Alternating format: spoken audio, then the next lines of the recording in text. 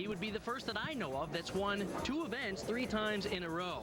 Now, there's another superstar to watch. That's Daniel Fernie out of Oklahoma. He is the heart and soul of that team. He won this week the Nissen Emery Award, which is the award presented to the top student athlete. It's sort of the Heisman Trophy of gymnastics, and he has led Oklahoma to an undefeated season all year. Here's one of the great feel-good stories of the event we'll be watching tonight. Nyika White out of Temple University, the hometown kid who has a shot to win it all here. He was a walk-on here at Temple University. Came out of the state of North Carolina as an unknown, and he's really making a name for himself this weekend. And as you see, he's ranked 3rd on the rings, and this guy has got the guns. And gymnastics and the rings in particular is all about upper body strength, and we'll see a terrific final on the rings today as well. Bart, the great United States and Olympic champion, will be tapping into his expertise. You'll enjoy listening to his excited and passionate commentary throughout the evening as we present the finals to you. Stay with us now. We'll be back from the campus of Temple University with the NCAA Individual Men's Gymnastics Event Championships after this. It's Your Call with Lynn Doyle, America at War. Now, I'll put you on the hot seat. He seems to come to your show like boxing gloves on. Those people ought to be thrown in jail. The issues, the people, and you. And Monday on Lou Tilley Sports Connection, Lou's Cannons take aim at the Giants pass the Eagles in the NFC East, where the Flyers take Game 3 in Toronto. Who's the worst team in sports today? Lynn Doyle with continuing coverage. Lou Tilley at 11. 2 reasons to watch CNA Primetime. Smart TV for curious people. Look who's reading International Gymnast magazine. I love it. Coaches, gymnasts, and fans around the world rely on International Gymnast magazine. Get the latest on current stars and new sensations. Stunning photos, training tips from Nadia Comaneci and Bart Connor, plus posters, interviews, and lots more in each jam-packed issue. I love IG. Get 10 exciting issues of IG for just $30. Order by phone or visit our website. We're at the Liacouras Center on the campus of Temple University in Philadelphia, where John Chaney's Temple Owls traditionally chase national championships in basketball. But tonight we're here to watch the NCAA Men's Individual Event Championships. I'm Lou Tilley along with Bart Connor. And Bart, we'll start off with floor exercise. Floor exercise is, of course, an event that will test the tumbling, acrobatic, and explosive ability of all the athletes. This was one of your strengths and indeed the key to your medal success. Kerry Adderley from Ohio State is a sophomore, and wait till you see the power in his tumbling. Double layout with a full twist for his first tumbling pass. The judges on the floor watch for tumbling forward, as he is doing here, forward flipping type skills, as well as backward flipping type skills. The routine takes just about 1:10, and they have to show a skill like this or an element from that type of group. In each event, there are 5 different element groups where you have to display skills from those to fulfill the requirements in order to get the highest possible score. That move there was called a side somersault, which is another one of those element groups that he has since fulfilled. So he's got everything in order. Now his last tumbling pass here, 1.5 twister layout front to another 1.5 twister, and he drills it. What a terrific start. First guy out. Kerry Adderley of Ohio State, who was 6th ranked nationally coming into the competition and one of 8 competitors in the floor exercise event tonight. Here's a 1.5 twister front layout to a Rudy. That last move is called a Rudy. Now we'll alternate events back and forth between floor exercise and the pommel horse. This is Zach Roeder of Penn State, who was ranked 8th nationally coming into the competition tonight. He's really a 3-event guy for Penn State.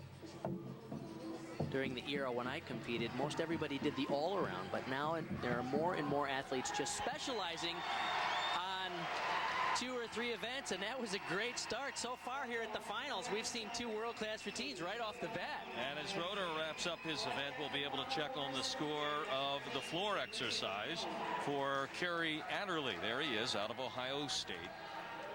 One of the nationally ranked teams coming into competition, and they're still awaiting the scores as Cody Troball gets ready to go.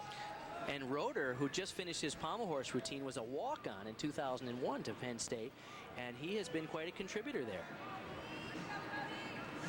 Next up, out of Ohio State, Cody Troball.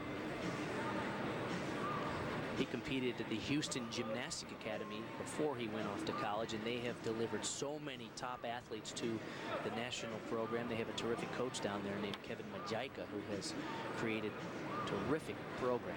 We have a pause here. We're waiting for the score to be posted for the next competitor in floor exercise. So I guess that's fair to the competitors as well, so they have an idea of what kind of a mark they're going after. That's true, and also I think in the first couple of routines, generally the judges take a couple of minutes to get warmed up. You'll notice on the judges' tables there is a number in front of each of the judges, and you'll notice down there it is a 9.9 that is posted. That means that is the start value that each judge has calculated for each performance. You see there Jim Hartung, my Olympic teammate, that curly-headed guy. Oh, yeah. Jim has a 9.9 in front of him. And there's Roeder's score at 9.6. So that's almost like a degree of difficulty. Exactly. And this is how he did versus the degree of difficulty. A 9.6 then is an excellent score. Fantastic for the first guy out. That's Roeder on the pommel horse. So as I was mentioning, you have a start value, the degree of difficulty, and then all of the deductions are made from there. So if the high start value is 9.9, that's the maximum they can get, even if they hit it perfectly, and based on the difficulty, and then the deductions are taken from there. So these days, you don't see scores nearing 10s anymore. You may see some in the finals, the 9.7, 9.75 range, but the rules are so tough now, and they have changed a lot since I competed, that they demand so much difficulty from each of the athletes that we rarely see a score over about 9.7 these days. Bart now resides in Norman, Oklahoma, near the campus of the University of Oklahoma, where he was All-American, of course, in the late 70s. And now here we have a score for Kerry Adderley, and that is 9.312 on the floor exercise. So now Ohio State's Cody Troball gets the go-ahead to begin his routine. Now you see a lot of these combination tumbling runs where they do these bounding skills. Let's see it here.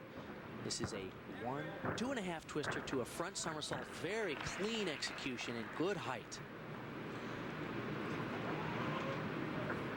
When you do those bounding skills in a sequence, you actually have a chance to earn more bonus points.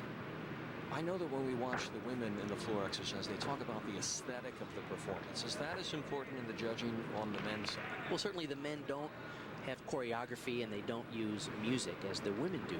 But yes, there needs to be a nice sort of pleasing rhythm. But really, when you do moves like that, that's called a Thomas, invented by Kurt Thomas. A 1.5 twisting, 1 3/4, and he did it on the side in his third tumbling run. This guy is powerful. Here's his last run. Oh, that's a shame. Boy, he had a great routine going there. And we talked about this in preparing for the broadcast. The finish is so important because there's so much attention drawn to it. It's so evident, so obvious. Really is the exclamation point on the routine, and it needs to be nailed. Now up on the horse, one of the great athletes that you'll see in competition here tonight. Daniel Fernie is certainly one of the contenders for the World Championship team this year for the U.S. and next year's Olympics in Athens. He has it all. I mean, this kid is balanced. He's good on every piece of equipment. He has the strength, the quickness. Oh, he's a little off. Yeah? Now that's impressive. Oh, no, he's in trouble. When he was off there, I was really impressed how he managed to pull the horse underneath him and still maintain the momentum, but he lost it on that second very complicated series. So that little bit of a miscue, which was almost unobserved to most of us, threw off the rest of the routine. That's right, and that's the thing about the pommel horse. You can be swinging beautifully, and the next thing you know, you're standing right next to it, and you don't even know what happened. It's very tricky, much like the balance beam is for the women, where you seem to be right on, and the next thing you know, you're like, whoa, it just takes a very small error to get knocked off that thing. Now, when you fall, you lose a 0.5 point, and that, of course, will destroy his chances of a good finish here and perhaps even of a chance of becoming an All-American on that event. The scores for Cody Troball on the floor exercise out of Ohio State have now been posted. And he scores in 8.675. And I suppose it was the finish there that that really hurt him. And now up next from the University of Oklahoma, Josh Landis. Proud of this young man. He did his junior training at the Bart Conner Gymnastic Academy in Norman, Oklahoma. And he's had a terrific year. Ranked #1 on the pommel horse, where he is also a finalist today on these first 2 events. Wow. Spectacular upper body strength there in that routine. And he also made the parallel bar final, so he has 3 chances of earning a championship here and All-American status. He's a senior this year. Hard to believe. I knew him when he was a little kid running around the gym, and to see him as a senior in college. And so this is one of your proteges all the way from grade school up. Yeah, he's a fantastic young man, and he is coached by Mark Williams at the University of Oklahoma. Mark used to coach at our academy, and this is where he worked with Josh Landis for many years. 2.5 twister to a Branny at the end, and a nice finish. Hey, that's great. Good crowd reaction, Bart. This could be one of our higher scores of the day. Up on pommel horse, Rob Popstar from Ohio State. On deck on floor. And here's his last run. There's the 2.5 twister. Right to a front with a half twist, and he nailed it. That combination of adding that bounding skill at the end add to the difficulty. Now, as you notice, we're alternating events. Back and forth we go from floor exercise to the horse. Daniel Fernie's scores now posted as a disappointing 8.9, of course, with that slip from the horse. This is Raj Bhavsar, who is world class. This kid should be a factor for the U.S. in the next World Championships and the Olympics. He has tremendous level of difficulty. He's a tiny little guy and enormously strong. What is his size? I think he's about 5'2" and probably about 120 pounds. Wow, but jockey size. He is, and you talk about the strength to weight ratio, which is the key to gymnastics. He has it all. Now, he has been out of competition for nearly a year because he had a shoulder surgery, and his first all-around competition of this year was just only a month ago. There's Daniel Fernie's, one of the favorites, of course, coming in on the pommel horse, and an 8.6 after the fall from the horse, no pun intended. And as we alternate events here in the first round, on the first rotation, we go back to the floor exercise. Bob Rogers waiting for the scores to be posted for Josh Landis out of Oklahoma. And Landis unofficially takes the lead at 9.675. That's a terrific score. That should be one of the top scores of the day. There are a couple of more spectacular tumblers yet to come, but that is a solid score. So the competition heating up now as Illinois' Bob Rogers takes to the mat. Is it beneficial to compete later in these events, Bart, when you know the mark that you have to shoot for? Well, I think it does help the athletes, and in many cases it also, for the judges, there is generally a slight tendency to keep the scores low in the first couple of performers because you don't know who's going to come along. Set the mark, give it some margin. Exactly, and so the common understanding is that the gymnasts who go later tend to get a little advantage because the scores will inflate. Now, they don't always do that, and I have to admit the judging in gymnastics is terrific. They've gotten very technical with the scores. There's a rule book called the Code of Points that defines exactly what every move is worth. The only discrepancies come when there's a form break or a minor error. One judge might take more of a deduction because they saw it from a different perspective. As you see, the judges are in 4 different places around the floor, and they are seeing these skills from different angles. So what might be a form break from one angle may not be observed by another judge from another angle. Bob Rogers from Illinois wrapping up his attempt on the floor exercise event. Nice high double back somersault at the end. I'm sure he wanted to stick that. You got to stick the landings in finals if you hope to win a championship, but a solid performance. Rogers is the co-captain of the team in Illinois, just a junior.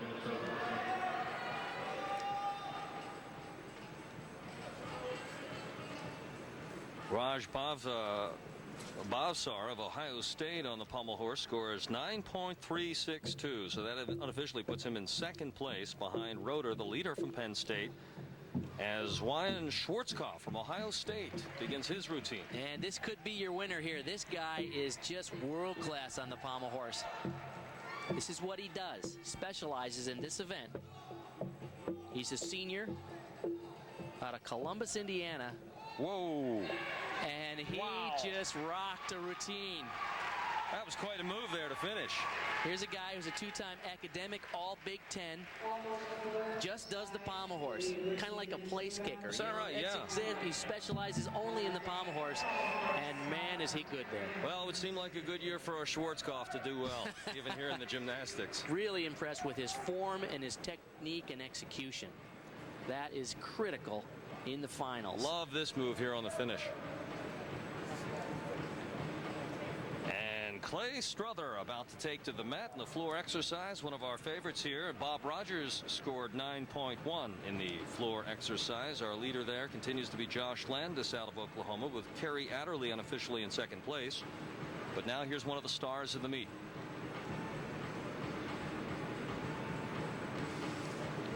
Clay Struther from the University of Minnesota, where they've been competing in gymnastics for 100 years. In this, the year 2003. They have been celebrating all year long their 100th anniversary. Watch this routine.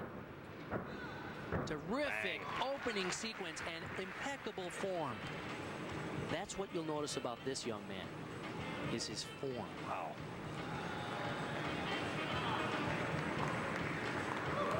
That move is called a press through to a handstand. He does it on his fingertips, you'll notice. Oh, it's called You Gotta Be Kidding Me. The captain of his team at Minnesota, four-time NCAA champ, as we mentioned, twice on the floor and twice on the pommel horse, and he is rocking this routine. He nailed that second combination run. And he has all his teammates in support. He's the only gopher competing in the individuals here. Now here's a program that was in jeopardy. The men's and women's golf teams and the men's gymnastics team were almost eliminated at the University of Minnesota. They had a big fundraising campaign around the state, raised more than $2 million to reinstate all three of those programs.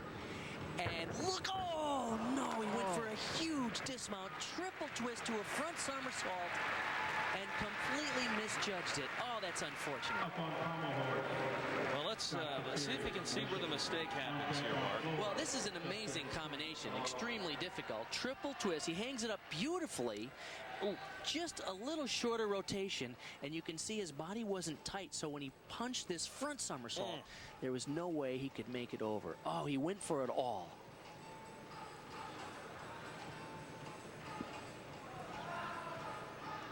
Here's the score for Ryan Schwarzkopf on the pommel horse, as Scott Viteri begins his routine from the University of Michigan and finishes. Okay. Yeah, it's happening pretty fast and furious here. They're going back and forth from floor to horse pretty quickly. That was Scott Viteri from Michigan. Schwarzkopf scored 9.537 and sits in second place behind Zach Roeder of Penn State, who continues to lead the competition on the horse. Viteri, a fifth-year senior, redshirted last year, had several injuries and stayed out of competition last year. He also is a contender for the world team as well as next year's Olympic team. Terrific in all the events. And it bears repeating, as you told us in the warm-up, Bart, that many of the routines that we'll see here this evening are Olympic caliber. The winners here tonight performing on a level where we might see them on the medal stand a year from now in Greece. As Justin Spring gets ready to take his shot on the mats, the score a disappointing 9.125 for Clay Struther. One of the favorites coming into this event for sure. So Josh Landis is still the man to beat here in the floor exercise, with just 3 competitors remaining. And Justin Spring of Illinois gets the first shot. Watch this pass. This is just unbelievable. Oh, Oh, just a little shorter rotation. But I like this guy because he does original skills and original combinations. Just a freshman in Illinois. 1.5, front full, another front 1.5. But once again, shorter rotation. Now, assuming the degree of difficulty was so extreme, does that hurt him so much? It sure does, because regardless of the difficulty level, you still have to deliver on execution. So don't try it unless you're sure you can nail it. That's exactly right.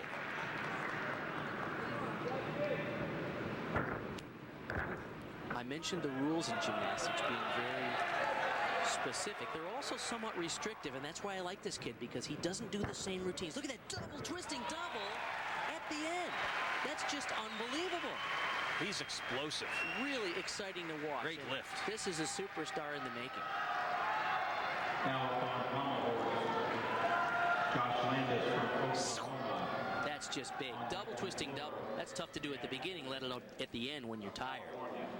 Josh Landis from the University of Oklahoma, who was #1 rated in the nation, coming into the competition here, taking his crack at Zach Roeder and Penn State, the mark to beat 9.600. Now keep in mind, he's also the leader on the floor exercise. Wouldn't that be something? Here he is just ripping through this routine. Great form. He has had a spectacular year. He's got through the difficult part of that routine. Just has the finish. This is huge. Oh my goodness. Yeah, he feels it, and the crowd does too. Isn't that something? Moments ago, he delivered a spectacular floor routine. Not 5 minutes ago, Josh Landis, who leads on the floor exercise, may have taken the lead on the pommel horse. Just awaiting the scores. A little hiccup at the end of that was he started to go up to the handstand, but that's going to get a huge score because he has a lot of difficulty. You see the judges turning over a 10.0 on their original scorecard, which indicates it will start from a 10.0 start value. Josh Fatiri from Michigan scored 9.312. That is good for third place, pending the score of Josh Landis. And Justin Spring of Illinois on the floor, 9.187. So Josh Landis continues to lead in the floor exercise, as Graham Ackerman from the University of California, Berkeley gets ready to go.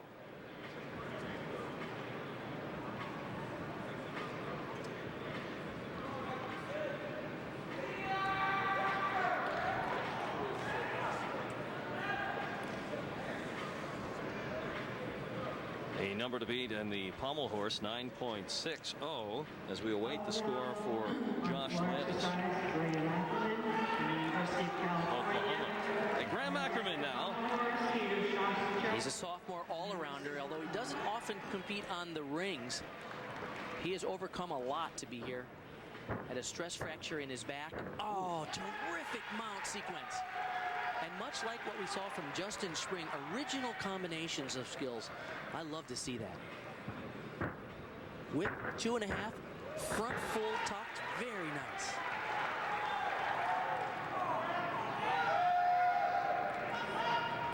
The gymnasts and judges often talk about these rules, and sometimes they're restrictive because what happens is most of the gymnasts select similar skills to get the easiest start value or the easiest potential for a good score, and I can't blame them for doing so.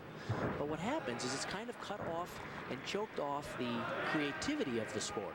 So when you have a kid like Ackerman or Justin Spring come along who go for really original skills, it's very inspiring for the other athletes and the coaches.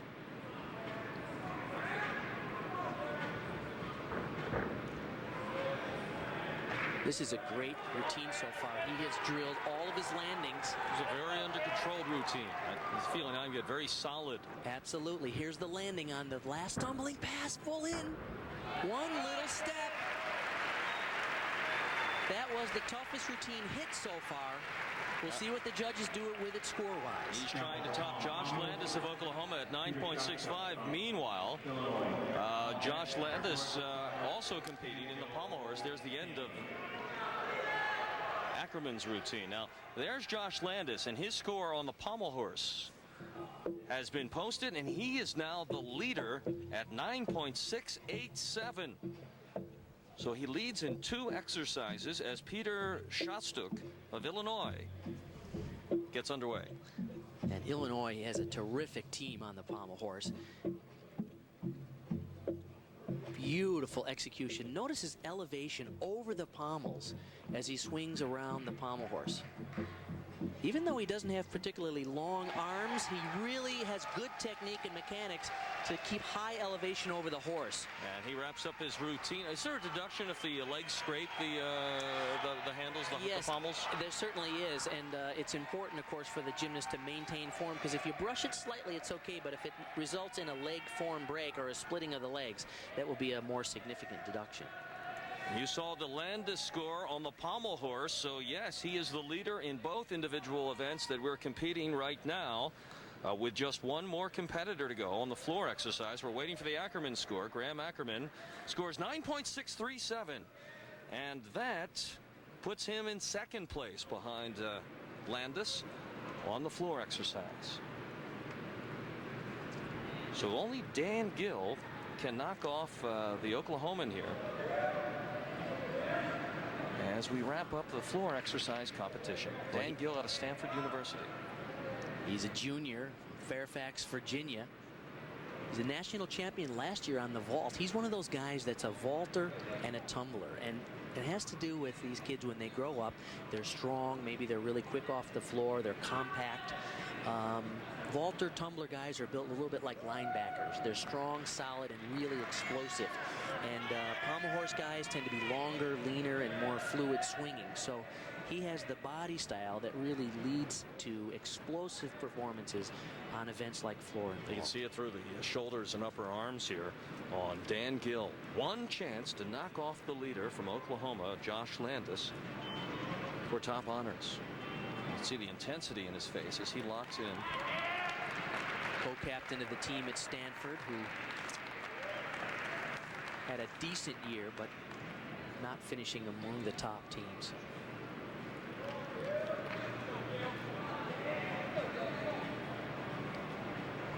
And the final competitor on the floor exercise event, Dan Gill from Stanford University. On deck for pommel horse, Clay Stover of the University of Minnesota. Dan Gill now introduced. Is there a time limitation on the floor exercise? It's up to 1 minute and 10 seconds generally, although they're not using a timer here. Double twisting double and a big hop. Now normally he nails that. The rest of this routine will have to be perfect if he hopes to contend and beat the score of Landis at 9.675. Oh, and he's out of bounds. He went for a difficult combination, but when you step out of bounds, you lose 2/10 really. One for going over the line, and at least one for taking the big step in the first place. Boy, all that training, all those years, all the competition to get here. The floor mat is 40 feet by 40 feet, and it's a spring-loaded floor, actually. There are coil springs under there. That was introduced to gymnastics about 25 years ago, and in the old days, we used to tumble on wrestling mats and even sometimes just on hardwood floors. Still got some bruises from that. I'll bet. But this floor mat is high-tech, and it's allowing these really spectacular athletes to do more complicated skills more safely.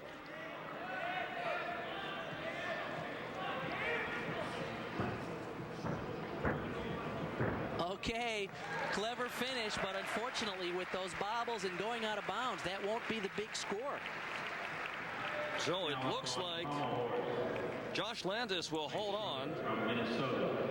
There's Peter Schottstuck from Illinois on the pommel horse's score of 9.575. And now that's Clay Strother of the University of Minnesota. See if he can rebound after that disappointment on the floor exercise. He went for a really difficult routine, and he broke form there. So this turning out to be a very disappointing individual championship for this great champion from the University of Minnesota. Yeah, he's already won this event twice at the national level, NCAAs, and he won the floor twice, but this year it's not to be. And he is the final competitor in the pommel horse.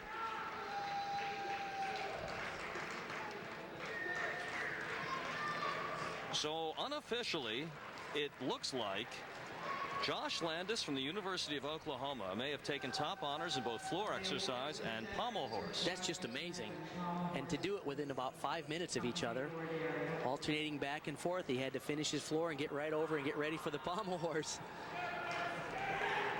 At this level, everybody's got the same level of difficulty in most cases and really high level of execution. It just comes down to who delivers. Unofficially right now, Josh Landis of Oklahoma, 9.687. Zach Roeder of Penn State, 9.6 in second place. Schottstuck of Illinois at 9.75. In the pommel horse competition. Reviewing the results of the National Team Championship yesterday. In sixth place, the University of Iowa with a 2:15.250. In fifth place, in your day, Bart, did the floor exercise that we just watched, did that evolve from, it was formerly tumbling before that, wasn't That's it? right. Yes. In fact, they used to have just tumbling strips where they would just go back and forth doing tumbling elements, individual tumbling runs, but now it's a complete floor exercise, man. They even had clubs, juggling events. They had rope climb years ago. I saw that. They had the swinging climb, yes. rings, which is fun to do. So we're totaling up the final scores now for the official individual results in floor exercise and pommel horse, and we'll have a medals ceremony before we go forward to the rings and the vault. And the congratulations being handed out, as you can see, to Josh Landis from the University of Oklahoma. A Bart Connor pupil who may have gone 2 for 2 in the 2 opening events here at the NCAA Men's Individual Events Championships. And we'll be back with the medal ceremonies, the rings, and the vault when we come back right after this. Stay with us.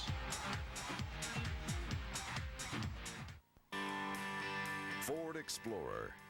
It's the best-selling SUV on the planet. And if you look again at Explorer, you'll see why. Its interior is the biggest in its class. Explorer also comes with an all-new independent rear suspension. And right now, Explorer looks good with 0% financing for up to 5 years or up to $4,000 cash back. Or lease one for just $299 a month. If you haven't looked at Ford lately, look again. Only at your Quality Plus Ford dealer.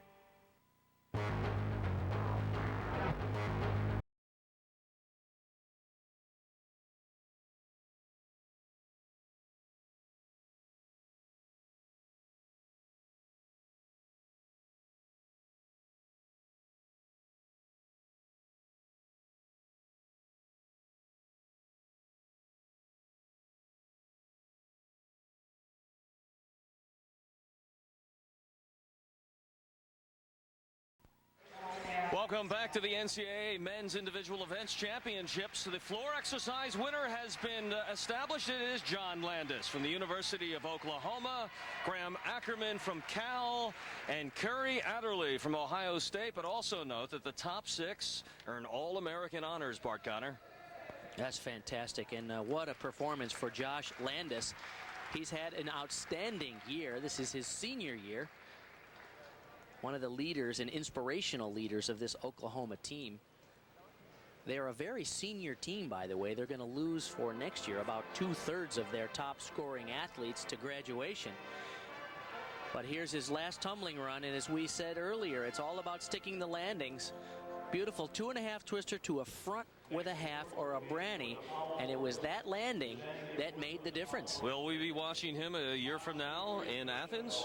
Well, actually, he's a 5-event guy. He doesn't even do the all-around because he doesn't do very well on the still rings.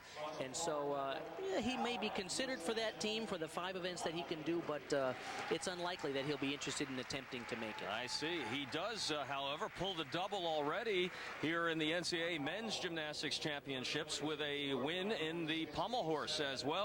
Edging out Zach Roeder of Penn State University and Peter Schottstuck of Illinois, with Clay Struther coming in 4th after winning this event twice in a row. Schwarzkopf, as you see, coming in 5th. But here's here's our winner. The key to this performance was his clean execution. Most of the top athletes have similar level of difficulty. And yet notice as he travels along the horse and back, and on these moves called Russian Moors, where his body is out in that prone position, he just keeps impeccable form throughout, right into a circle to a scissor break. And what a year this kid has had. And wow. Well, I just can't imagine how you keep the strength going at this point in the routine to get that kind of elevation. And then this was the real critical move right there. He almost stopped on the way up to that handstand, but he didn't give away any major deduction, and that was the difference. Is that abdominal strength that we're looking at? Oh, yeah, tremendous. And tricep strength for holding yourself up, because even though you're working the pommel horse on two hands, you're switching from hand to hand, so you're basically supporting yourself on one arm the entire time as you alternate back and forth. Gymnasts in such obvious, fabulous physical conditioning, Bart, do you supplement that conditioning in your training, or is it the very exercise itself through practice that leads to this kind of development? You know, we're often asked if gymnasts actually use weights, but we use weights, but we use our body as the weights. And so there's tons of calisthenic type exercises that go into training, and they spend a lot of time doing conditioning. I mean, they work out about 3.5 hours a day, but they normally do at least another hour a day of conditioning. And that's iron crosses on the rings and front levers and handstand push-ups. And they do occasionally use weights, especially when they're rehabbing injuries. But most of the exercises, you can design a gymnastic-related skill and do it over and over in repetition and use that as your conditioning exercise. There they are, the champions in the pommel horse competition for the year 2003 in the NCAA men's individual championships. And here are some of the onlookers, all fans of the great sport of gymnastics here in Philadelphia, one of the great hotbeds of gymnastics. And Temple University has a competitor coming up in our next event. It'll be the rings and the vault. You know, one of the reasons, of course, for Temple being a hotbed is Fred Turoff, the head coach here. He's been here 27 years. He's a legend in the sport of gymnastics. Everybody loves Freddie, and he's also hosting a regional competition for boys this weekend. And he's been a big mover and shaker in the education, and he's written books and produced videos about coaching and training tips. And he is the man for gymnastics. He is a passionate advocate here in a major league city where it often gets lost in the mix. But Freddie won't let it happen with the local media, believe me. And we all love him. He was himself on 2 world championship teams for the United States. And competed internationally as well, and gave spawn to a couple of the coaches who are here in the field tonight. And to start us off now, on the vault, a couple of Army men. And Brian Lee will be our first competitor. I'm sorry, we'll begin with the rings. Brian Lee on the rings. He was ranked 10th nationally coming into the competition here in Philadelphia. I mentioned it's all about strength, but we're going to see some of the strongest athletes in the world in this session. Now, this is interesting. He actually opts to face the other direction. Most gymnasts face in towards the middle of the arena. Some like to face towards the exterior. Perhaps it allows them to concentrate more. There is no preference and nothing required. You can face either way. But it seems a little odd when the gymnast is facing away from most of the arena. That's unfortunate. His hands went down in that double 8-out somersault, and that will not score well. Arms should be elevated at the finish, at the dismount? Absolutely. And anytime your hands go down like that, it's a major deduction. Looked like he just ran out of gas. He went for some difficult strength moves and just ran out of juice. So Brian Lee on the rings, and now we will alternate with the vault, and this has become an increasingly exciting event, particularly with some new equipment that Bart will explain as Dustin Greenhill gets set to make his run. The 9.325 here in the rounds. He was really fighting for that landing. Nicely done. Boy, good height and good clean form in the air.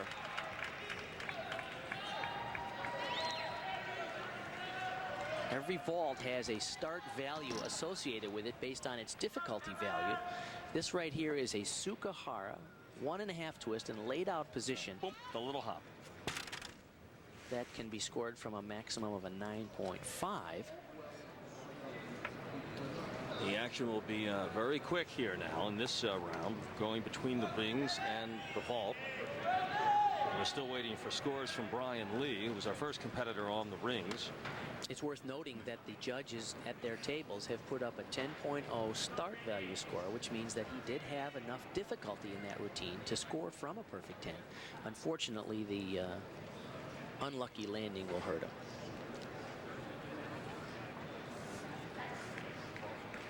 Bart knows something about perfect 10s. The lady that he is married to for, what, 7 years now? Nadia Comaneci, who put that phrase, the perfect 10, into our language long before Bo Derek hit the silver screens. She, in fact, scored 7 perfect 10s at that Olympics in 1976. How about that? Dustin Greenhill's vault score 9.20 to start us off in the vault competition. And Brian Lee at 9.212. Randy Monahan now from Ohio State. On the rings from Elizabethtown, Pennsylvania. Big Ten Gymnast of the Year. All-around champ at the Big Tens this year.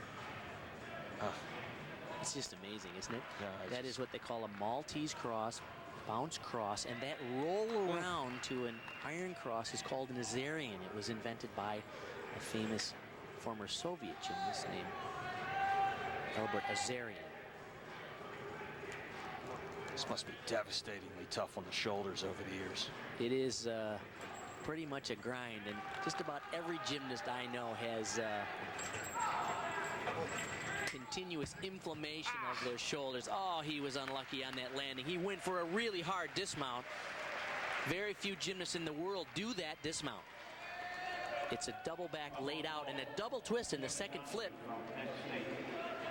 Doesn't look too disappointed by it, though. So been a long weekend for these guys, and perhaps he just ran out of gas there. Team championships preceding this. Here's Kevin Donahue from Penn State. It's a good vaulter. Wow! Oh, that's nice. Oh. Over-rotated, but boy, you talk about good mechanics and technique. Did you see him get launched off that vaulting table? Yeah, I didn't know that he was even going to touch the horse on his way to the mat. He was just midair. Point out that it's called a vaulting table these days. This has replaced the vaulting horse. Yeah, that's what we're talking about, the change in the equipment. Vaulting was normally vaulted over what was a pommel horse with the pommels taken off. But a few years back, they introduced this new thing. The gymnasts call it a tongue because it looks kind of like a tongue. Yeah. And it's the vaulting table, which is much larger and wider, and it's more safe. And actually, there's a mechanical advantage. So we're seeing more explosive vaults than we've seen in the past. He was unfortunately over-rotated because that vault was just spectacular in the pre-flight and up in the air. But you got to stick those landings here. We're waiting for the scores of our second competitors before we can proceed on the rings. Brian Lee has competed. We're waiting for Randy Monahan.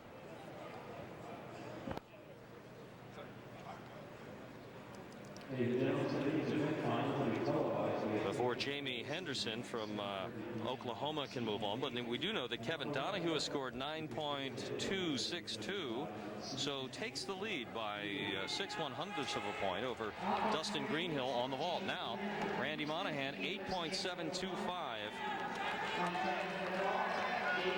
on the ring. So Jamie Henderson will get the go-ahead to begin his routine. He's out of Oklahoma, freshman. His older brother by 1 year, David, is also on the team at Oklahoma. Both of these guys from the Houston Gymnastic Academy. And they really are good-looking gymnasts. You talk about good form and execution. They have impressed me a great deal. Overall, the Oklahoma team has looked terrific in terms of form and execution. This guy looks like an anatomy chart. Oklahoma really spectacular on the rings, dominating the national rankings all year long, with 4 or 5 gymnasts that can score in the mid-9s. Oh, that looked good. That was clean.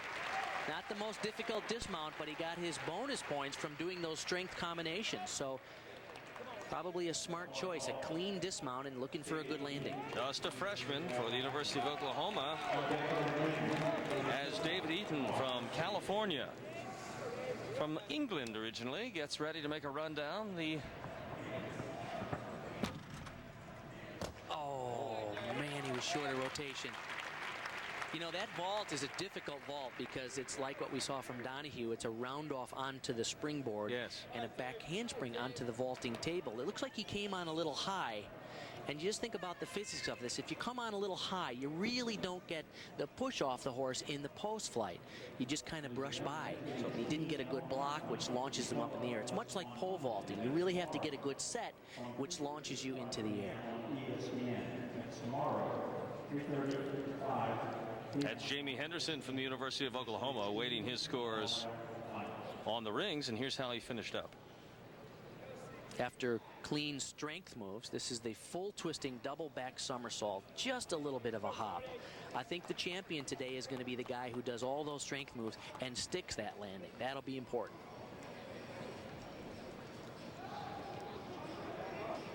Jamie Henderson from the Oklahoma Sooners, one of the three powerhouse teams gathered here in Philadelphia, along with Penn State and Ohio State. And Henderson's score, 9.450, and that takes the lead in that division. It's going to take more than that today. This is a world-class field right here. As we watch Cody Troball of Ohio State now, who also competed on the floor exercise. He's 17th ranked nationally coming into competition here in Philadelphia.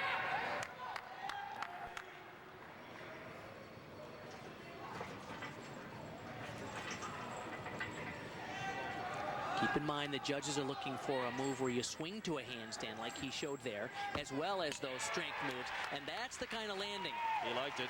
Yep. He'll be happy with that performance. There are some athletes who will come along who will do a little bit more difficulty, but he did it very cleanly, so he will get as good of a score as he can possibly get, but I think there are better athletes to come later in the lineup. As Ludwig Kern out of Penn State on the runway. Not a bad vault, pretty high. What they call a Sukahara vault, invented by the great Japanese gymnast Mitsuo Sukahara, one of my heroes. This one was in the laid out position with a double twist.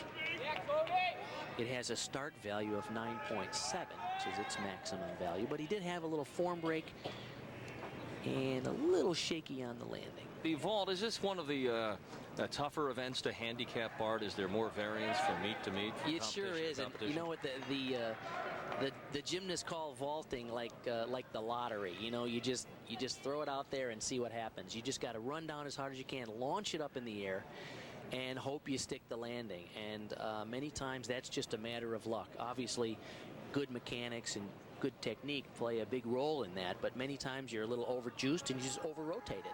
That was Ludwig Kern from Penn State. As we await his scores, we are waiting on Cody Troball of Ohio State. Here he is on the rings.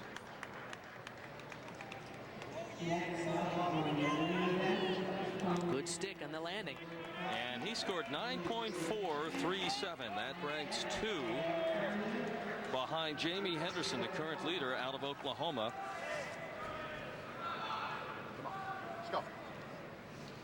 As the competitor from Michigan gets underway. Conan Parzakowski, he's a senior 5-event guy, no pommel horse, but man is he good on the rings. Look at that. Wow. Inverted cross lower to that position called the Maltese cross, and a bounce to an iron cross. That combination is called a Nakayama, which was invented by famous Japanese gymnast Akinori Nakayama. This is Parzakowski out of the University of Michigan. Shows not a quiver. Oh, this is good stuff. You hear me mention these skills named after athletes. That is certainly one of the... So many Asian names that preceded the United States arrival as a force in gymnastics. Absolutely, and that's one of the greatest accomplishments a gymnast can have, is having a skill named after him. And man, that is going to score great. That's cooking. Yep. Really nice positions in the strength moves. Great difficulty in combinations. This is beautiful position in that inverted cross. Good level position in the Maltese, and then he bounces back to a cross. I'm sorry, but that's just impossible. Now they call it the still rings, Bart. Is that an important factor? Absolutely. You're supposed to try to keep the rings as still as possible, and he did beautifully. And that's Daniel Fernie out of Oklahoma. That was a good vault for Fernie. That's the Yurchenko style vault with a double twist, also a 9.7 start value. Wasn't lucky on the landing, just a little sloppy and had to pike it down a little. Take a look at this. You'll notice he's going to go onto the vaulting table backwards. This is very interesting. Watch, he's going to do a round off on the floor there, and then he goes backwards onto the thing. Double twisting Sukahara. Can't help but notice the Don Joy supportive brace on the left knee. Did he have some problems? We've all been there. Yes, we have. We've got him at home. He's had an ACL reconstruction as well as a major shoulder surgery as well. 9.55 for Conan Parsakowski out of the University of Michigan. That puts him into the lead in the rings. As Marshall Irwin, and now you've been touting this young man all day long. Oh man, where do you see this? Back rolled across, press to Maltese, and press up to a flange. And look at the form and body line. Little shaky, a little short in that one handstand. Uprise to Maltese again. That's a swing to strength move. And another bounce to cross. Look at the level body position. He's the reigning champion, and you can see why. Oh. Now, it's a routine like this that is of the quality that could win in Olympics. That's how good this guy is. Wow. Okay, now he went for a simple dismount. Double back, beautiful form with a full twist. A little under-rotated, but he didn't manage to take a step.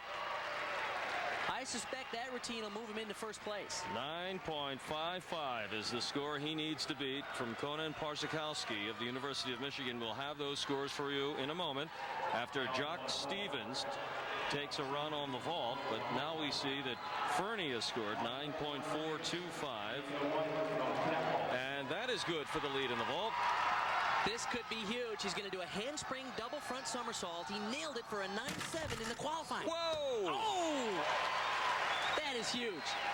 Look how far away from the vaulting table. I thought he was going to wind up on Broad Street.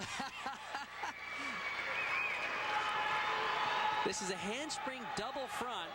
He is so explosive that he just launches this thing in the air.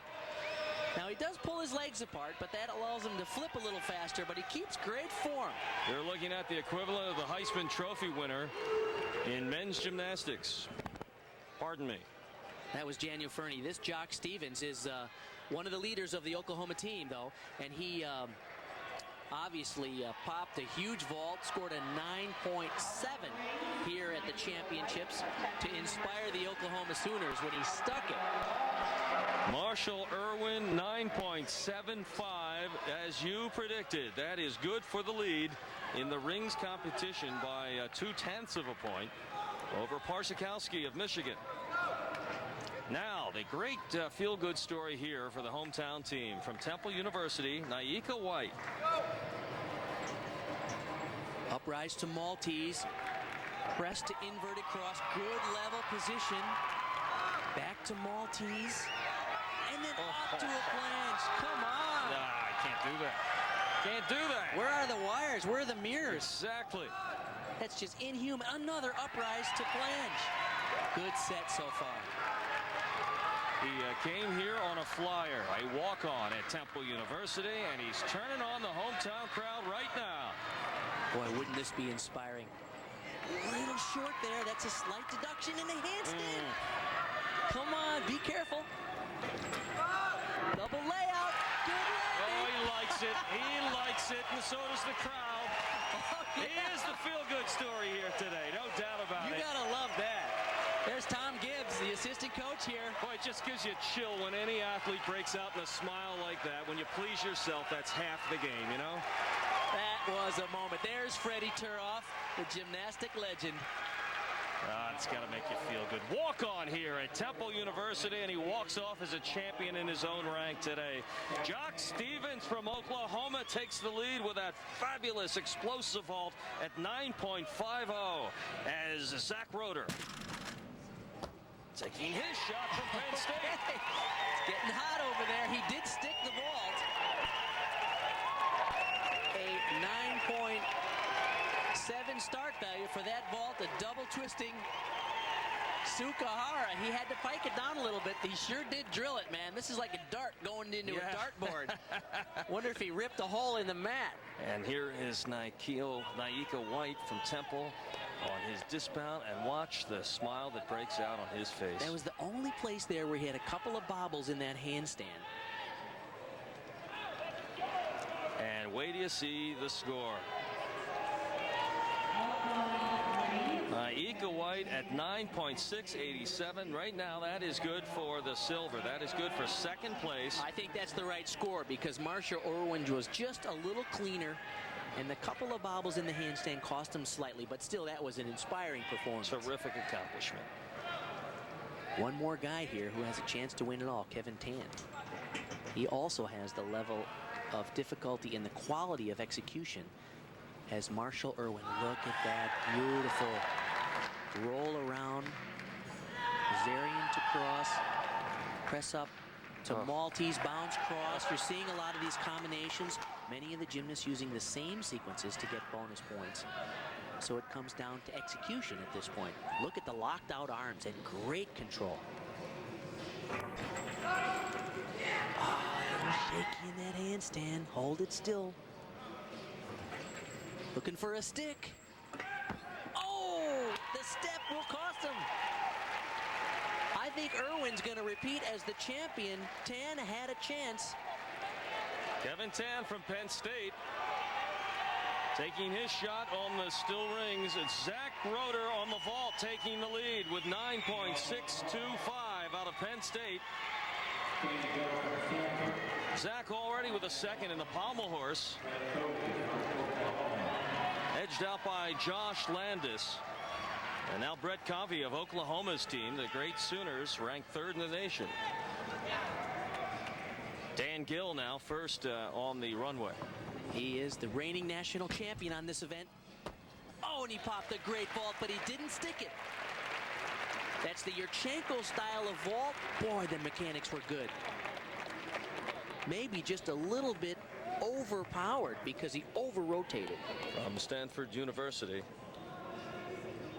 Here it is again. Really launched it up beautifully. I love his mechanics and form. Did you get off to the side just a bit there, Bart? A little bit, and if you do go off to the side and you land outside of those white lines, you can get a deduction for the alignment. In the meantime, the latest scores show Kevin Tan with an excellent score at 9.762 well, to go to the lead. Him. I have to admit, I'm slightly surprised that he went ahead of Marshall Irwin. Of course, it all could be moot if Brett Covey could hit this routine. And he is capable. He comes in number 3 ranked in the nation in the season-long competition. He has scored in the 9.9 range, even 9.95 on the rings. Boy, he's in control here. Clean up to that handstand. In the qualifying round, he was slightly shaky in one of his handstands. Oh, that's big. Brett Covey of Oklahoma in the competition really heating up. And the Sooner section on hand. All the way from Norman. Yeah, there's almost 200 fans that came up from Norman to cheer on the Sooners. Dan Gill from Stanford, his vault scores 9.462. Not good enough for the lead from Zach Roeder, but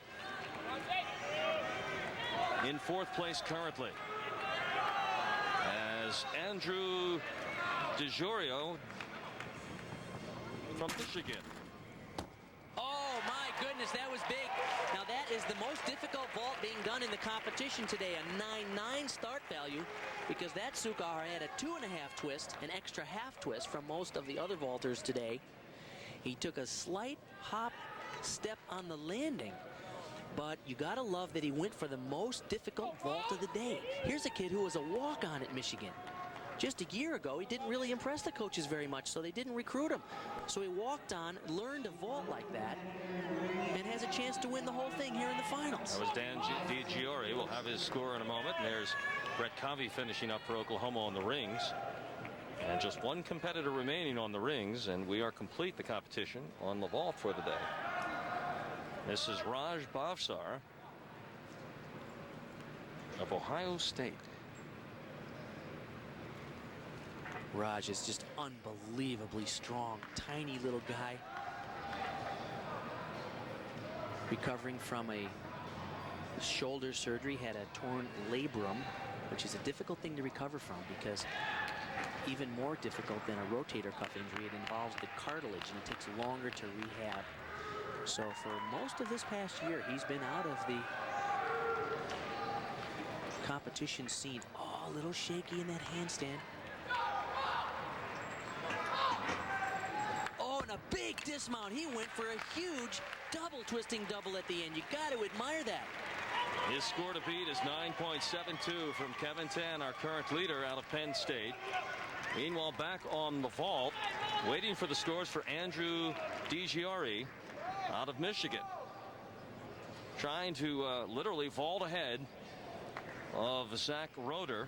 And there it is, 9.650. What a story. Unofficially, that will win the vault championship. Here's a kid who walked onto the Michigan team, didn't impress the coaches very much. Wow. Sent them videos of his gymnastics, and they said, well, we'll take a look at the guy later. Kind of a lean look compared with some of these athletes, but certainly explosive, and turned the crowd on here at Liacouras Center. The last competitor to leap in the vault today, and may have walked away with top honors. I was talking with his assistant coach, Mike Burns, earlier before the meet, and he said, this is one of my favorite kids. He said he kept honest, kept calling us and saying, hey, take a look at my videos. I'm improving. I'm working on some new stuff. And he went to Michigan and put together this vault, the most difficult vault of the competition, which paid off because it's a higher start value than any other vault. A more difficult vault, he could even afford to take a slight step and still win the whole thing. The last run was the best. We'll jump ahead to the medals award ceremony right after this. We'll be right back on CNE.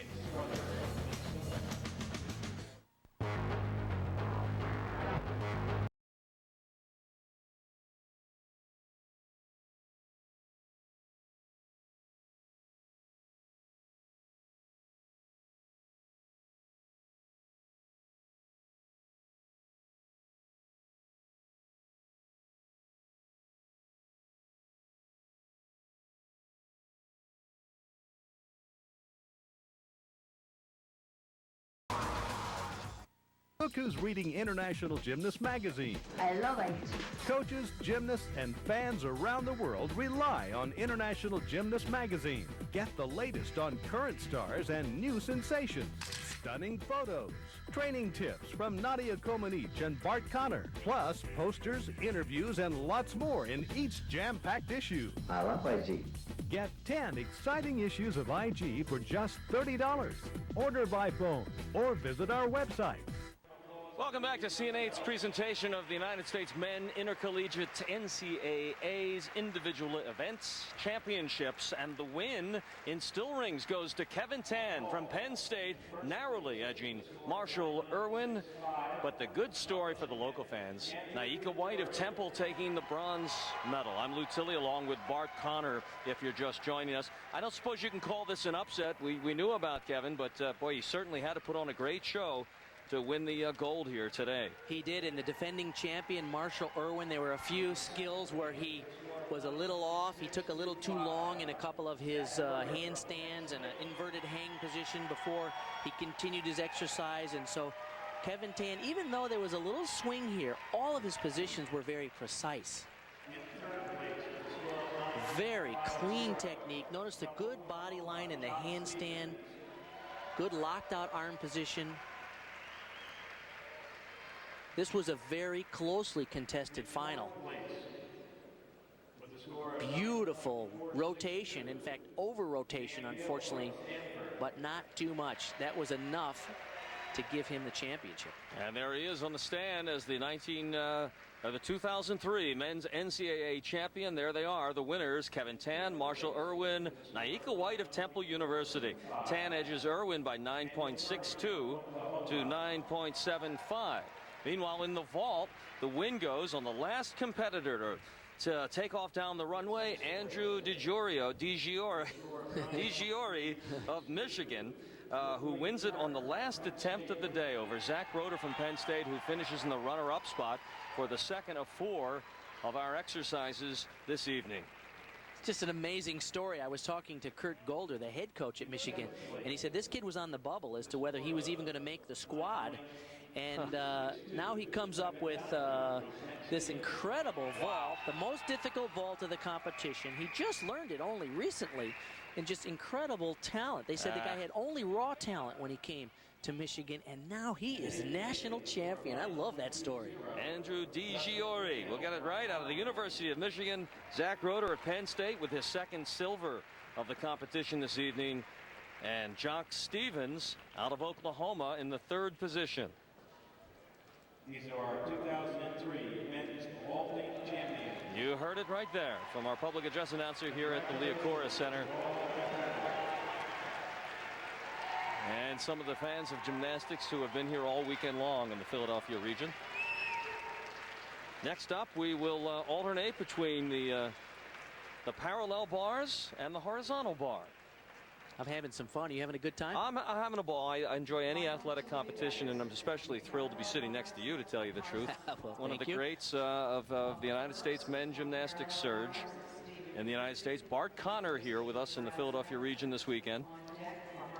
Have you been in the Philadelphia area before, by the way? Quite a few times. That's good to have you back. Been up here. Thank you very much. And I'm excited about the next 2 events that are coming up, the parallel bars and the high bar. The high bar is surely one of the most spectacular of all of the gymnastics events, because we're going to see those high flying release moves and death-defying moves. I know the insurance companies don't like when I say that, but they're doing some pretty hairy stuff on the high bar these days. This is another kind of loose cannon event where we can get some of the upsets and some of the long shots coming home with the gold. Parallel bars, Stephen Friedman out of the University of Nebraska will lead us off here. Friedman's out of South Africa. Only one athlete in the individual championships represented by Nebraska. Illinois, Ohio State and Oklahoma each with 6 athletes in the 6 final events. Penn State with 4, Michigan 3, Illinois with 4. Interestingly about the program at Nebraska, they're a little bit of a rebuilding stage right now. Francis Allen, their head coach for 34 years, has won, well, 8 times the NCAA championship, and 7 times they've been the runner-up. But right now they're in a little bit of a lull. Most of the strong teams are well, Oklahoma, and then about 5 Big Ten teams. That's what Oklahoma needs, is more success in intercollegiate athletics. Well, they have a terrific coach in Mark Williams. So here we're underway. Steve Friedman from the University of Nebraska. Tell us about the skills inherent in the parallel bar competition. Well, see that move where he's swaying underneath the bars? Yes. A move like that is a requirement. Moves on top of the rails like he is now in this handstand position are also a requirement. And you need to do a move like that where he's on his upper arms. So those are 3 of the 5 requirements that you need to demonstrate. Dismount is the 4th. And the 5th category involves some kind of glide on the side or circles. It's an unusual category. I'll point it out as we go along. It's a strength, hold, or a single rail element category. It's a little complicated, as is most of gymnastics judging, highly technical. So Steve Friedman, who qualified for the individual championships, ranked 15th in the course of the season-long competition. You're looking at Scott Wetterling from the University of Illinois, from Pennington, New Jersey. And our first competitor on the horizontal or the high bar. According to his coach, Yoshi Hayasaki, who has been 27 years the coach at Illinois, pound for pound, this is one of the strongest and fastest gymnasts he's ever seen. Well, that's saying something. Started gymnastics at 4 years of age when his parents found him swinging from the chandelier. For real? For real. Now the chandelier he's swinging from is 8.5 feet above the ground, and this is good stuff. Beautiful pirouetting skills out of those in-bar elements. You need to show moves where you're working in close to the bar. A release like this is a requirement. Very high. Whoa! Reverse hecht, Ginger, 3 in a row. That's tough.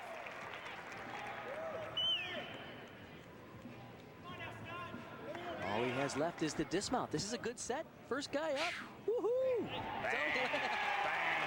You see a mistake in there at all? Well, there are a couple of little rhythm deductions perhaps and a little form deduction, but man, that's good.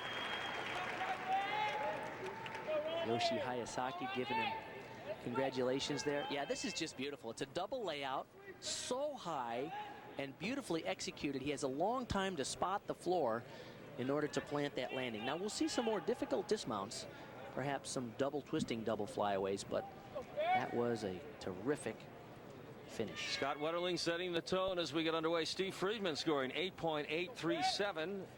Our first competitor on the parallel bars from Nebraska, as Ron Ferris from Ohio State tries to top that number. He's a freshman and a local from the Buckeye State.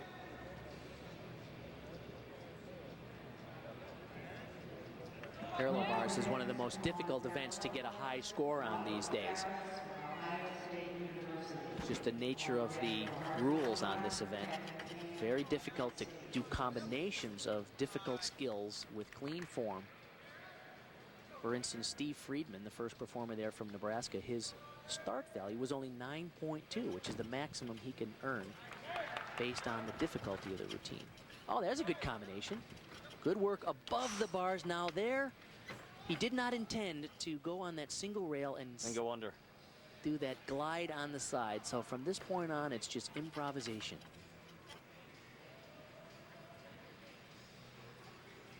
So he broke the routine and managed to finish clean after that, but surely that will cost him in the judging.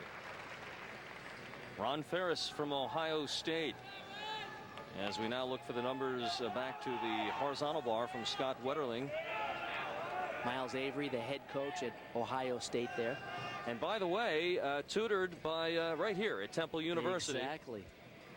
There's a big Temple connection here. Miles was a student here, and the head coach at the University of California at Berkeley, Barry Weiner, was also. Miles, by the way, was a walk-on from North Philadelphia out of Massbaum Tech High School here in the city. And here's where you say Ron Ferris lost control of his routine. Yeah, this was a good combination, actually. He had something going there. Stitch to one bar pirouette. This is what another element the left arm like kind of it. strain, exactly. Yeah. Then what he decided to do is do this, what we call glide on the side, which some gymnasts use a move like that in competition on purpose. But in this case, he was just making it up. And you heard the roar go up from the crowd. That's the score for Scott Wetterling from the University of Illinois on the high bar at 9.6, and indeed sets the bar high for the remaining 7 competitors in that discipline, as Kevin Tan, already the champion on the rings, gets set to go.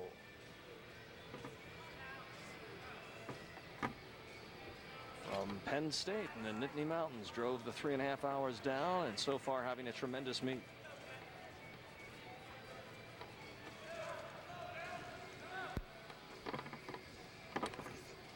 Oh, such nice execution. 3 releases. The third one a little close, but he did them all in a row.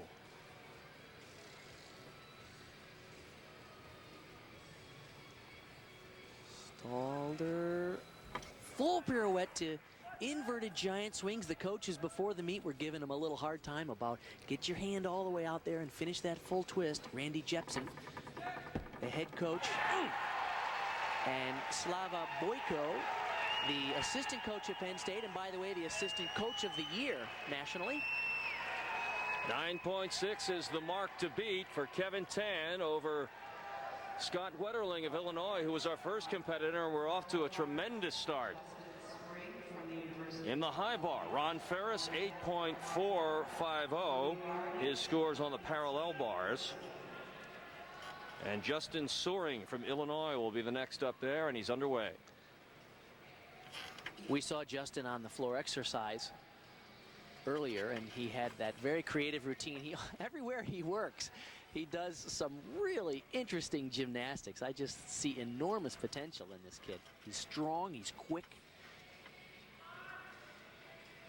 creative, and really explosive. See the quickness off the bars.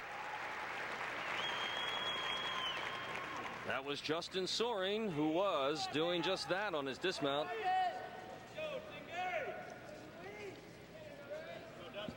Justin Spring, pardon me, from Illinois on his dismount. That's a pike double back somersault. A move like that is considered a D move, which is the moves are rated on A to E and then even super E based on their difficulty value. A D move earns him 1/10 of a point in bonus. Kevin Tan now awaiting his score. Here's how he wrapped up on the high bar. Well, I thought he was in a little close to the bar on that dismount. There's no deduction for that, but it's a little scary sometimes. We've all caught our feet on the bar. No, we haven't. It's not pleasant. Kevin Tan, 9.625 is enough to edge him into first place. What a day he's having. Ahead of Scott Wetterling, so we're off to a great start.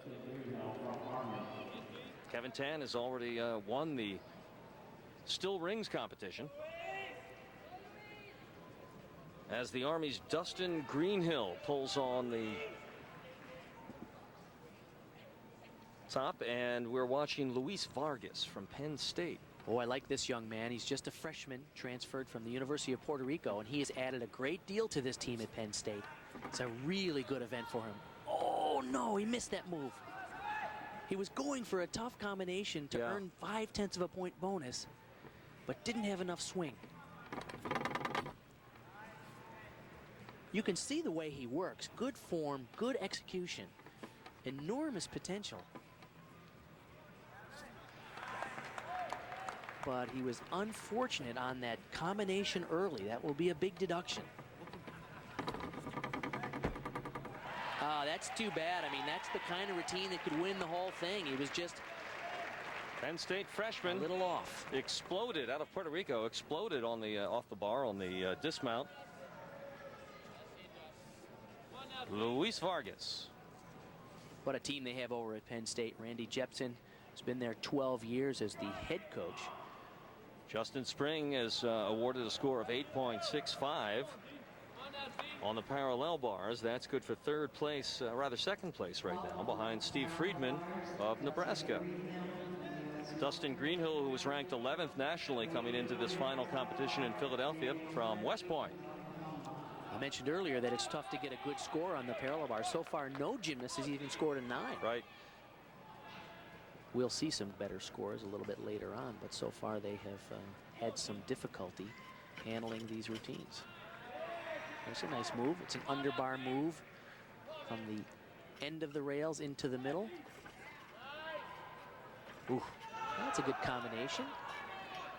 Certain moves, you connect them and you earn a connection bonus. Oh, I see. Parallel bars is one of the most difficult events to connect skills. We are really fighting gravity with every move here. Oh, he slung that pike double back somersault off a little bit. That's a pretty good routine, but it doesn't have a real high level of difficulty value. Good for him, though, that he had good execution, which always counts for a bunch. Dustin Greenhill of West Point, the Army. The black trimmed in gold.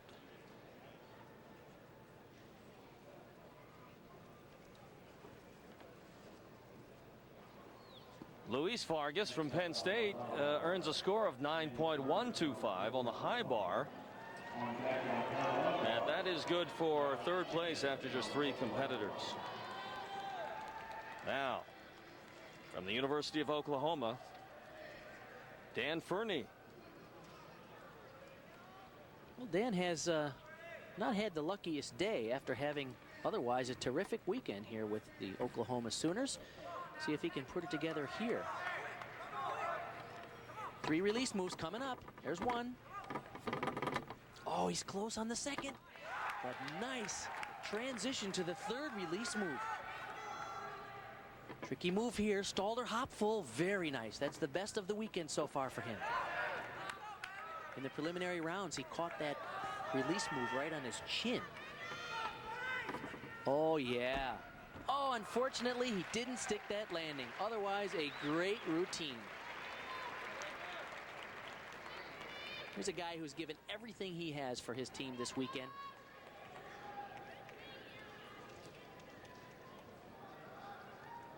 Here's that Stalder hop full to another hop, 1.5. Good combination.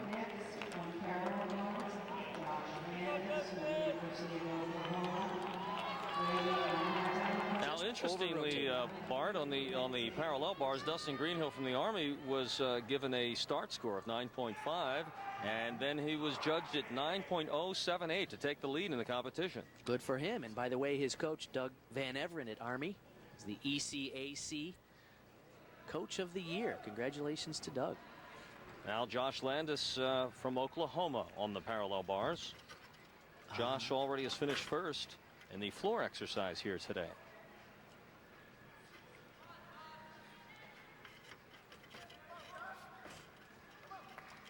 Wow. Can't imagine the power in your triceps just to make that move. All right. Stuck that landing. Josh having a great day here in the individual men championships. Really nice tight pike on that double pike somersault. Look at how straight his handstand is. Good body line. He's known for good execution, although I think that wasn't his best exercise. A little bit off on some of the skills. And his fellow Sooner scores. Dan Fernie now has been awarded his score on the high bar at 9.47. That's only good for third so far as Kevin Donahue from Penn State gets underway. Number 2 ranked nationally coming into competition. Yeah, this could be good. Nice combination there. One of those 5/10 bonus combinations. Oh, no, he went the wrong way on that move. He intended to go over forward.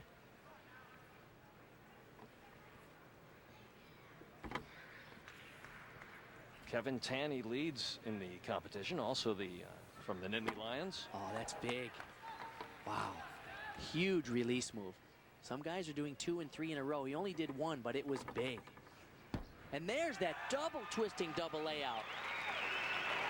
The Penn State senior from Saddle River, New Jersey, nearby, finishing up his routine on the high bar. This is that move. It's called a Takamoto. Oh, I see. And he was supposed to go over forward. He hopped his hands and continued. Now, there's not a huge deduction for that, although he kept it going and did these sequences beautifully, which those full pirouetting skills to those inverted giant swings earn tons of bonus. That's a big dismount. That was Kevin Donahue from Penn State. It looks like Kevin Tan will stay on top at 9.625 ahead of Scott Wetterling.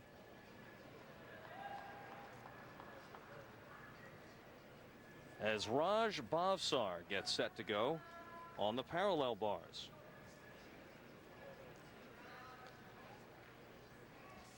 Raj was the national champion the year before last. Daniel Fernie at 9.47 out of Oklahoma. Still waiting on the score for Josh Landis on the parallel bars. His start score was assessed at 9.4. It's because he had an error on one of his potential bonus skills, so he is unlikely to win this event after having won the floor and the pommel today. Dustin Greenhill of Army has the high score at 9.05, and it's 8.887 for Josh Landis.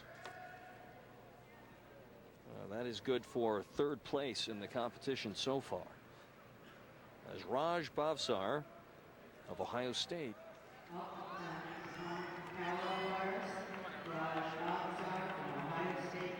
Dustin Greenhill, the score to beat so far, 9.075. Good for him. I don't know how long that's going to last. Raj is terrific here. Watch this move. It's called a peach. Oh, a little over to a pike double back somersault from an underswing. When you combine those two skills, you earn big bonus points. Oh, look at that. Wow. Shaky in the handstand. And now he walks in the handstand.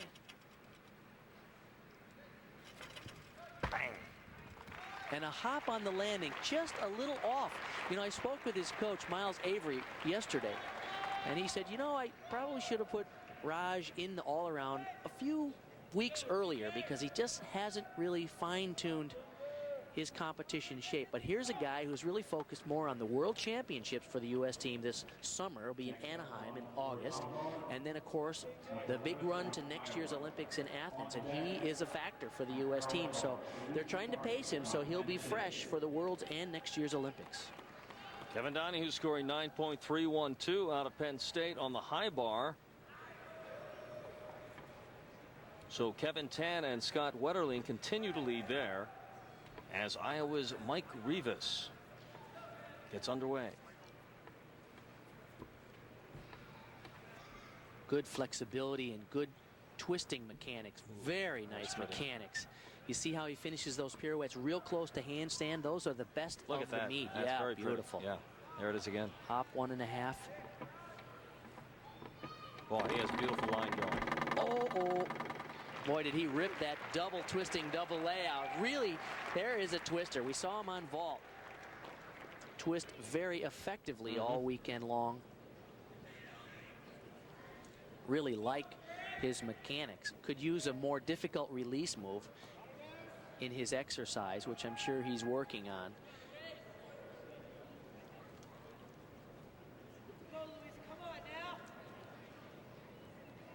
Raj Bhavsar scores 8.55. That will not get him into the onto the medal stand in one of the top 3 positions as it stands right now. How about that? We've had 6 performers and only one guy has scored over 9 so far on the parallel bars. That's Dustin Greenhill out of Army. Out of the Army, as Luis Vargas, the freshman from Penn State, here from Puerto Rico, number 2 nationally coming into the competition. Here's an interesting fact. You see they're chalking up the bars and setting the width. You're allowed to set the width approximately your shoulder width, but they also use honey on the bars. They chalk them up and put a little honey on them to make them sticky, so when you do those underbar skills, you have good grip. It's kind of like stick 'em in football. I guess you used a little bit of that, didn't you? Boy. And I was a linebacker, so figure that out. I grabbed those OU jerseys as they ran past me. This could be a good routine. I really like this gymnast. Look at the mechanics on that move on the end. It's called a peach. Oh, that was pretty. Beautiful combination into the middle, and he's back out to the other end. Oh, yes. Oh, no. Oh, my goodness. His arm completely buckled as he was going for that Stutz type skill. Boy, he was rocking too. Oh, he was swinging big. Let's see if we can find out what happens here. Oh, man. Wow. Hard to tell exactly. Is there a slip? It didn't look like it. It just looked like his arm buckles as he started to twist. He was going for a difficult skill, of course. Well, I don't know how you get back into it after that, something like that. There's a good stutz to a handstand and a pike double back somersault. So he just phoned it in from that point on because he knows it's over. Yep.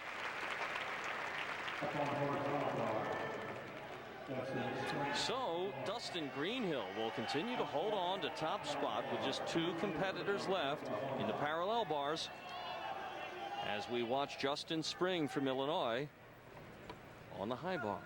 Seen him so far today on the floor and the parallel bars. 1.5. Oh, that's huge. Oh, my goodness. Man, head first into the mat. Wow. Now, that move he was going for is called a Coleman. It's a double back over the bar with a full twist. There's literally only a handful of guys in the world who will go for it. I mean, it was so high. He's so far away from and the just so far. Yeah. Almost that's landed quite a on recovery. the judge. Yeah. Man, that's quite a something. recovery. Yeah. Double back over, beautiful form in the first part, but he was just too far away, and obviously he's crashed a few times on that, so he knew what to do. He turned another half turn and rolled out. Yep, got back to his feet. It almost looked like he was coming down head first. It's going again. There it is, and he made How about that? You gotta love that. And all the gymnastics fans love it because they know when you crash like that, Get back on the horse. get up there and go. Boy, that's nice. We're going to see a lot of good gymnastics from this kid in the future. Yeah, you can tell. Nice to see a guy pop a triple and just sail. Now that's a recovery. That's a maverick right there. You don't see a lot of triple backs off the high bar anymore. Most gymnasts go for a move that's a little less risky to land. I like this guy. Justin Spring out of the University of Illinois. Look at how high he is. The high bar is about 8.5 feet. He's about 6 feet over that. So he's dropping down from 14.5 feet. Most of us mortals only dream about flying. Vargas on the parallel bars with that unfortunate fall, just 8.80, and that will, he falls out of contention. This is a big moment for Heath Mueller. Heath Mueller has a chance to steal this. The mark to beat, remember, is 9.075, posted by Dustin Greenhill of the Army. This is important right here, this combination. A little shaky, but he kept it going. Now here's a kid also out of Yukon, Oklahoma, trained at the Bart Connor Gymnastic Academy. Proud of this young man. He's having a terrific year, his best ever at Oklahoma. The best form and execution that I've seen from him in his career. Okay. That's a nice routine. Is that good enough to win? It might be. At least put him in the lead for now. Just one competitor to come, and that's the inimitable Daniel Fernie still to come. He did a peach basket to this giant double back. Now he was supposed to land a little more extended and swing out of it a little smoother, but he kept it going nicely. So impressed with the clean form. This is a big improvement for Heath. Good power, good form in that pike double back. Just a slight hop. Heath Mueller out of Oklahoma will have his score coming up in just a moment. But first, the last competitor on the high bar, Linus Kaveka from Iowa. A sophomore here from Lithuania. He's good here too. Kevin Tan from Penn State, his score still sitting on top of the pack with just this one competitor left to go. Nice high release move. In bar, reverse hecht. Another in bar, full pirouette. Oh, that's great stuff. Beautiful rhythm, and look at the form. Toe point, hop, 1.5 over. Oh, this is good. Watch for the landing. Gorgeous double layout. That could be your winner. We'll have to see what the judges think. Kevin Tan from Penn State holds the lead in the high or horizontal bar. Meanwhile, can Heath Mueller's routine overcome the Army's Dustin Greenhill at 9.075? Coming down to the wire. Beautiful stuff. Great form. You want to talk about a good-looking double layout. Watch how high, and it just sails. I mean, he literally finished it at the height of the high bar and had all that time to plan his landing. The scores for Heath Mueller, 9.000. That is good for second place, with just one man left to unseat the upset, if you will, of Dustin Greenhill right now from the Army, who leads. Isn't that something? Daniel Fernie, he's terrific on this event. But so far, we've seen several weak performances. Heath Mueller could be in the lead, but was a little bit off. This is an important combination. That's the same we saw from Mueller, but it was better.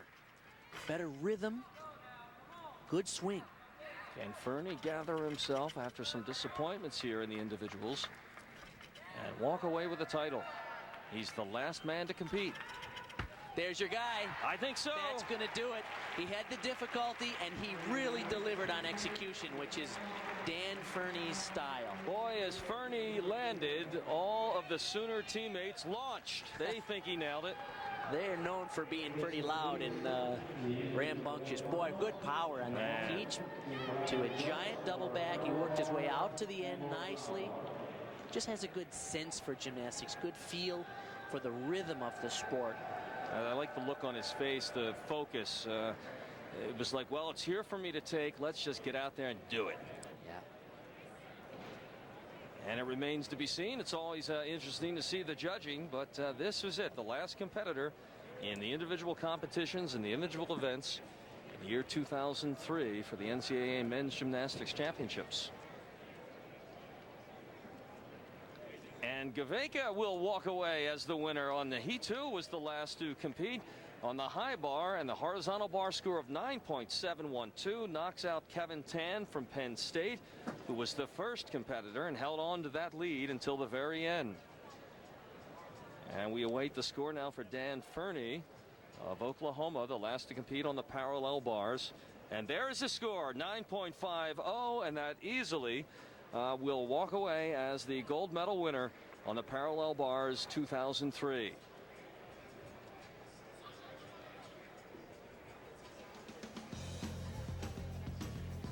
We'll see the medals presented to the winners in the last two disciplines, in the parallel bars and the horizontal bar, and we'll recap the final scoring and leaders in those two events and recap this day's championships when we come back right after this on CNA. Look who's reading International Gymnast magazine. I love it. Coaches, gymnasts, and fans around the world rely on International Gymnast magazine. Get the latest on current stars and new sensations. Stunning photos, training tips from Nadia Comaneci and Bart Connor, plus posters, interviews, and lots more in each jam-packed issue. I love IG. Get 10 exciting issues of IG for just $30. Order by phone or visit our website. Cyber terrorism, wireless security, homeland defense, nanobiology. Join me each week for a look into the future of science and technology. Technogenesis, Sunday night, 7 p.m. Eastern on CN8. Baseball 2K3 on CN8, where tomorrow's stars slug it out today. The future of baseball is on CN8. Bam! See tomorrow's stars shine today.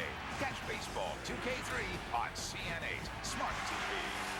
There they are, some of the winners here in our final discipline tonight. And Dan Fernie of the University of Oklahoma, what a great job by the Sooners overall this weekend here in Philadelphia.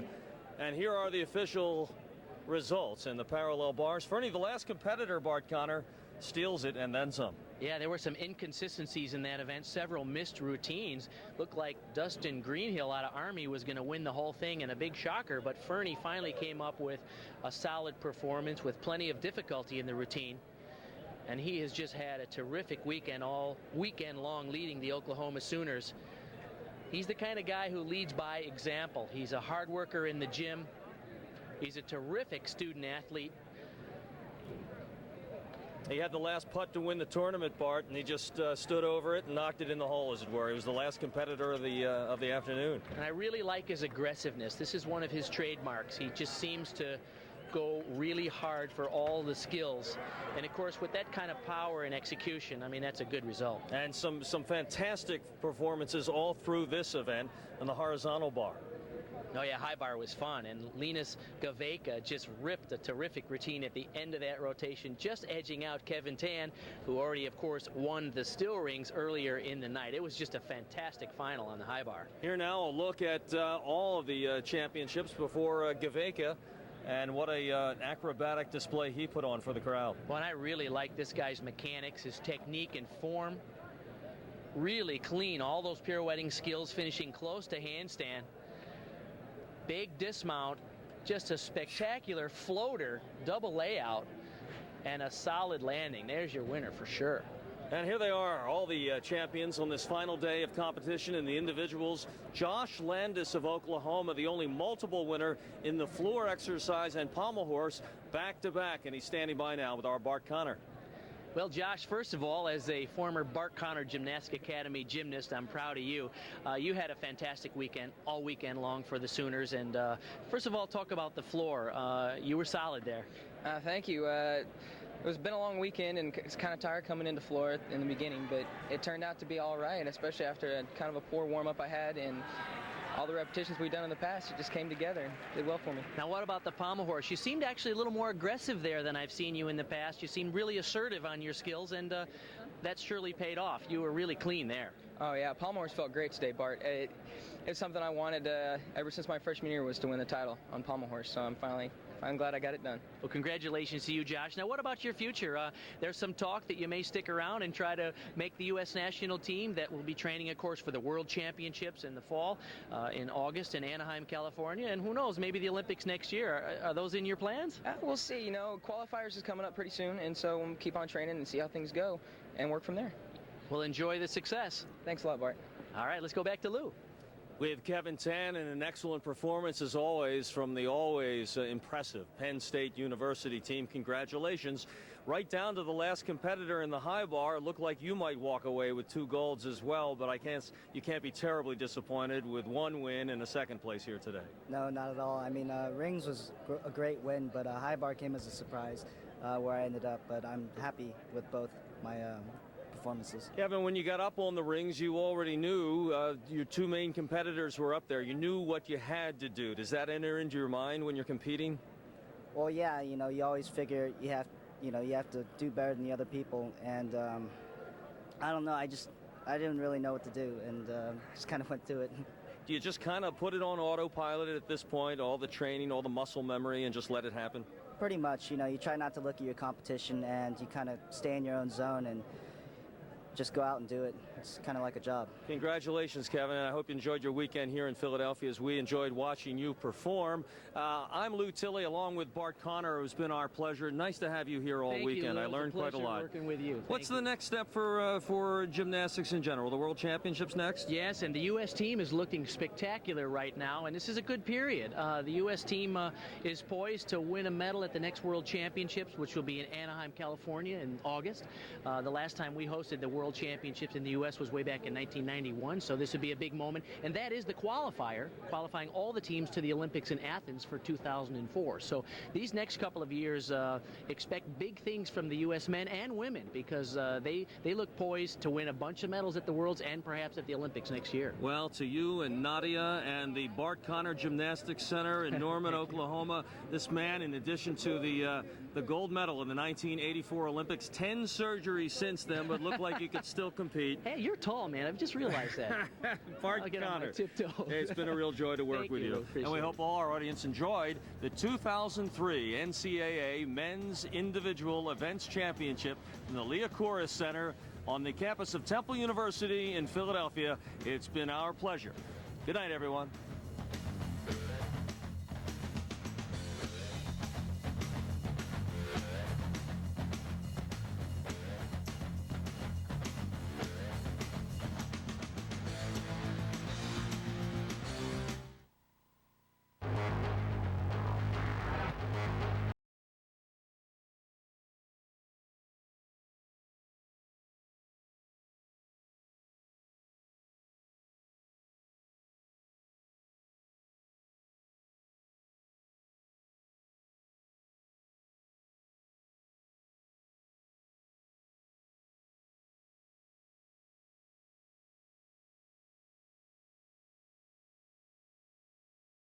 Look who's reading International Gymnast magazine. I love it.